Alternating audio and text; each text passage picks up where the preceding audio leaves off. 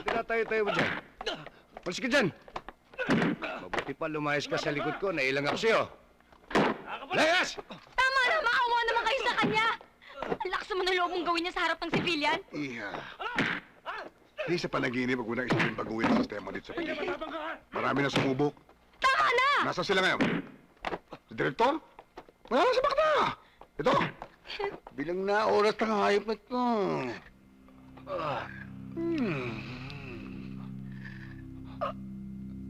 Pwede na kitang patayin dito. Kaya na meron pa akong gustong pagawa sa'yo.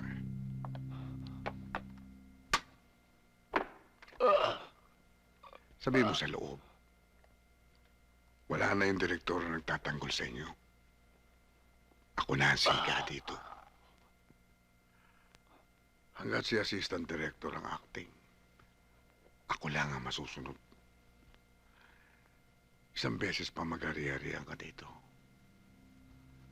Babahayan ng bala ko ang buong katawan mo. Tanda mo yan, ha? Ako lang ang hari dito. Ako lang.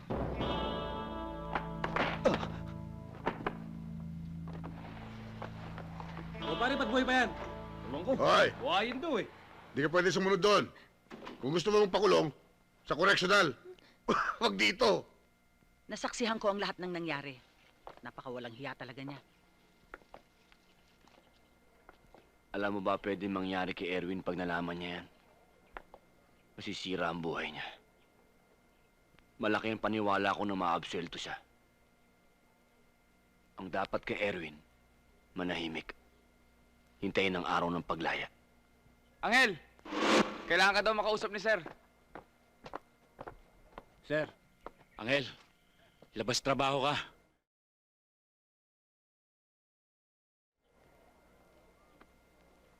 Kailangan ko tulong mo. Kasama ko dyan.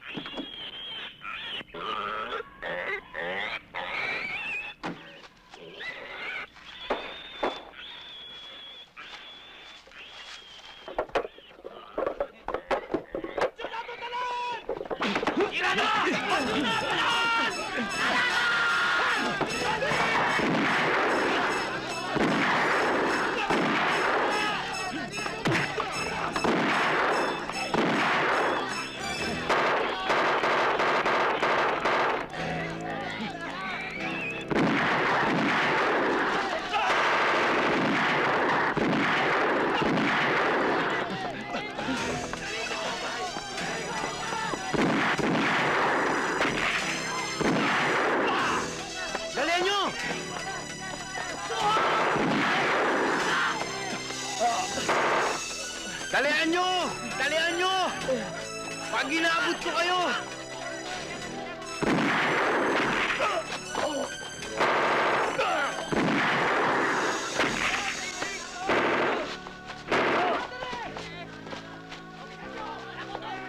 Naigo ako!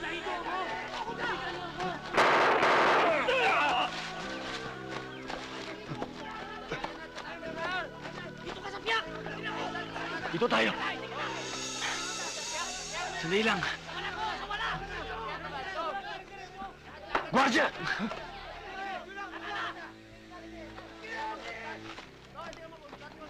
Kalansay! Ang tapang mo! Kakampihan! Angel, sa taas! Dito ka!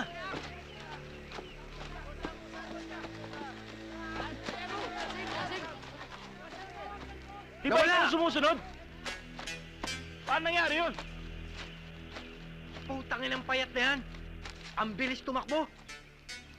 Putang na, dito lang kami galing eh. Pumunta ako rito. Gumanon ako rito. Pag ganun ko, nawala na. Ganun ba?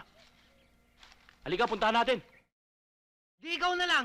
Ako ang bahala dito. Sige na!